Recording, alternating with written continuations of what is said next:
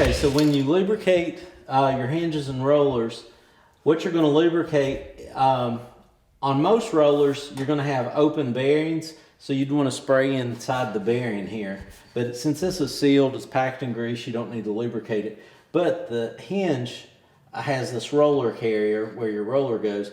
You'll want to lubricate on both sides of that, and that'll prevent any squeaking. Also, the hinge points where they pivot, you'll want to get here and here on every point. On your top roller carrier, you're just going to get here because there's no pivot point. And at the bottom bracket, basically there's typically two spots that could potentially squeak. So you'll want to hit that on the very bottom roller.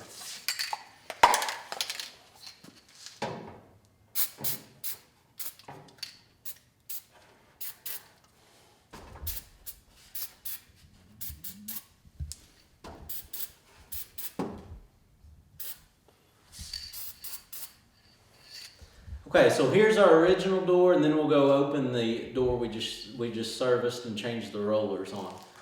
The first door has those cheap black nylon rollers, and it's not been lubricated or anything like that.